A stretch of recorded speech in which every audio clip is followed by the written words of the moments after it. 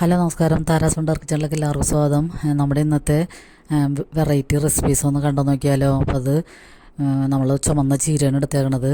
ചുമന്ന ചീര നന്നായിട്ട് ഉപ്പുവെള്ളത്തിലേക്ക് ഇട്ട് ചെറു ചൂടുവെള്ളത്തിലേക്ക് ഇട്ട് കഴുകി അരിഞ്ഞെടുത്തിട്ട് നമ്മൾ തോരൻ വയ്ക്കണതാണ് ഈ ആദ്യത്തെ വീഡിയോ.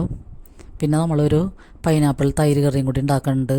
അപ്പോൾ നമ്മുടെ അടിപൊളി രണ്ട് വെജിറ്റബിൾ കറീസിൻ്റെ റെസിപ്പീസ് നമുക്ക് കണ്ടു നോക്കിയാലോ. അപ്പോൾ അതായത് ചീര നമ്മൾ കട്ടാക്കി അടുത്തുള്ള കൃഷി സ്ഥലത്തുനിന്ന് വാങ്ങണതാണ്. അപ്പോൾ നമ്മുടെ വീട്ടിൽ കൊണ്ടുത്തരും.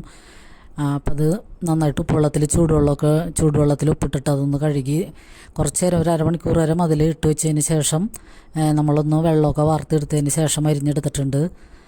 പിന്നെ നമ്മൾ പൈനാപ്പിൾ അരിഞ്ഞ് മാറ്റി വെച്ചിട്ടുണ്ട്. അപ്പോൾ അത് നല്ല മധുരമുള്ള പൈനാപ്പിളാണ്.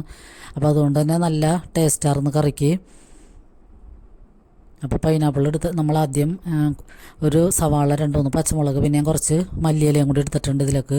പിന്നെ കറിവേപ്പിലയും കൂടി ഇട്ടിട്ട് വെളിച്ചെണ്ണ ഒഴിച്ച് പാൻ അടുപ്പത്ത് വെച്ച് ചൂടാകുമ്പോൾ വെളിച്ചെണ്ണ ചൂടാകുമ്പോൾ നമുക്ക് ഈ സവാളയും പച്ചമുളകും മല്ലിയിലയും കറിവേപ്പിലയും കൂടി ഇട്ടിട്ടൊന്ന് വഴറ്റി കൊടുക്കാം. പിന്നെ അതിലേക്ക് ഒരു 1/2 ടീസ്പൂൺ ഉപ്പും കൂടി ചേർത്ത് കൊടുക്കാം.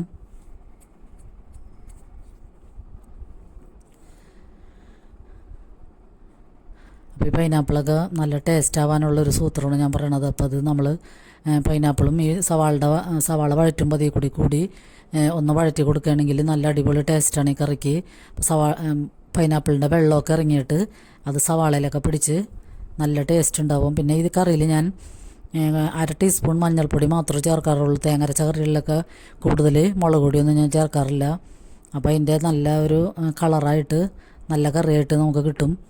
അപ്പോൾ പൈനാപ്പിളും സവാളയും കൂടി ഒന്ന് വാടിയതിന് ശേഷം നമുക്ക് 1/2 ടീസ്പൂൺ മഞ്ഞൾപ്പൊടി ഇട്ടിട്ട് അതും കൂടി ഒന്ന് അതിൻ്റെ പച്ചച്ചവ മാറുന്നത് വരെ ഒന്ന് വാട്ടി കൊടുക്കാം. അതിന് ശേഷം ഞാനൊരു മീഡിയം സൈസ് തേങ്ങയുടെ പകുതി എടുത്തിട്ട്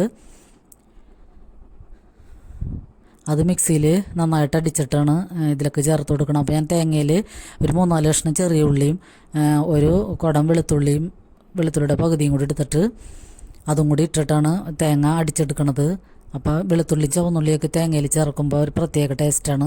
അപ്പോൾ ഈ കറി കൂടുതൽ പൈനാപ്പിൾ കറി കൂടുതൽ ടേസ്റ്റി ആവാനുള്ള ഒരു പൊടിക്കൈയാണത്. അപ്പോൾ നമുക്ക് തേങ്ങയും കൂടി അടിച്ചിട്ട് ഇതിലേക്ക് ചേർത്ത് കൊടുക്കാം. എന്നിട്ട് തേങ്ങയുടെ അരപ്പൊക്കെ ഒന്ന് തിളച്ച് വരുമ്പോൾ പാകത്തിന് ഉപ്പും കൂടി ചേർത്തിട്ട് നമുക്ക് ഈ തേങ്ങ തിളച്ച് വരുമ്പോഴൊന്ന് നമുക്ക് തൈരും കൂടി ചേർക്കാനുണ്ട്. അപ്പോൾ അധികം പുളിയില്ലാത്ത തൈരാണ്. അപ്പോൾ അതുകൊണ്ട് നല്ല ടേസ്റ്റായിരുന്നു ഈ കറിക്ക്. അപ്പോൾ നമുക്ക് പാകത്തിന് വെള്ളവും കൂടി ചേർത്ത് കൊടുക്കാം.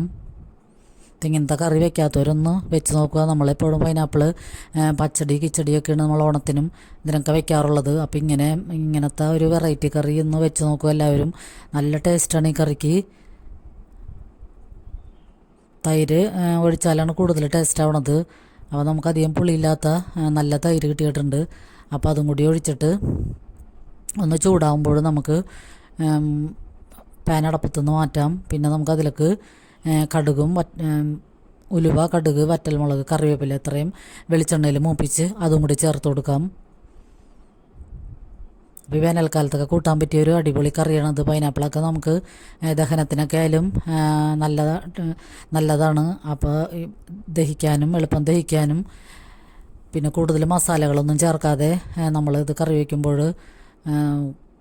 നമുക്ക് ഈ വേനൽക്കാല ചൂടിനെ പ്രതിരോധിക്കാൻ പറ്റിയ നല്ലൊരു അടിപൊളി കറിയാണിത്. അപ്പോൾ എല്ലാവരും ഈ കറി ഒന്ന് ട്രൈ ചെയ്ത് നോക്കുക. പിന്നെ ഞാൻ നേരത്തെ പറഞ്ഞ പോലെ ചീരത്തോരനും കൂടിയാണ് നമ്മുടെ ഇന്നത്തെ ലഞ്ച് റെസിപ്പീസ്. ചീര കരിഞ്ഞ് ഞാൻ എടുത്ത് വെച്ചിട്ടുണ്ട്. അപ്പോൾ അതൊക്കെ എല്ലാവർക്കും അറിയാവുന്നതാണ്.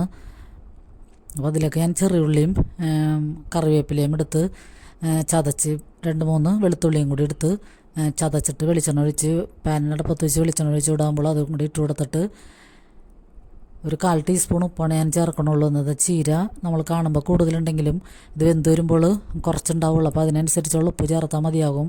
അല്ലെങ്കിൽ ഉപ്പ് കൂടിയിട്ടുണ്ടെങ്കിൽ ചീരക്ക് ഭയങ്കര കഴിക്കണ ടേസ്റ്റായിരിക്കും.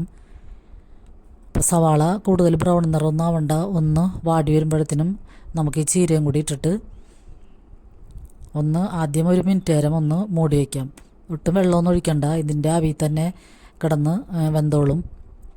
അപ്പോൾ 1 മിനിറ്റ് കഴിഞ്ഞതിന് ശേഷം ഞാൻ തുറന്ന് ആ 2 പിടി തേങ്ങ പിന്നെ ഒരു 1/4 ടീസ്പൂൺ മഞ്ഞൾപ്പൊടിയും 1/2 ടീസ്പൂൺ കുരുമുളക് പൊടിയാണ് ഞാൻ ഇതിലൊക്കെ ചേർത്ത് കൊടുക്കുന്നത്. പിന്നെ ഒരു 1/4 ടീസ്പൂൺ ഗാർലിക് പൗഡറും കൂടി ചേർത്ത് കൊടുത്തിട്ട് ഇത് നമുക്ക് നന്നായിട്ട് മിക്സ് ചെയ്യാം. പിന്നെ ഒരു മിനിറ്റും കൂടി ഒന്ന് മൂടി വെച്ചാൽ മതിയാകും. അപ്പോൾ ഇതിലൊക്കെ ഒന്നും മുളക് പൊടിയൊന്നും ഈ ചൂടുകാലത്ത് അധികം ചേർക്കാതിരിക്കുകയാണ് നല്ലത്. വെജിറ്റബിളൊക്കെ നമ്മൾ പാകം ചെയ്യുമ്പോൾ മുളക് പൊടിയൊക്കെ കുറച്ച് ഇച്ചിരി കുരുമുളക് പൊടി ഇടാൻ എല്ലാവരും ശ്രദ്ധിക്കുക. അപ്പോൾ നമ്മുടെ അടിപൊളി ചീരത്തോരനും ഇവിടെ റെഡിയാണ്. അപ്പോൾ ഇന്നത്തെ ഞങ്ങളുടെ ലഞ്ച് റെസിപ്പീസ് പൈനാപ്പിൾ തൈര് കറിയും ചീരത്തോരനുമാണ്.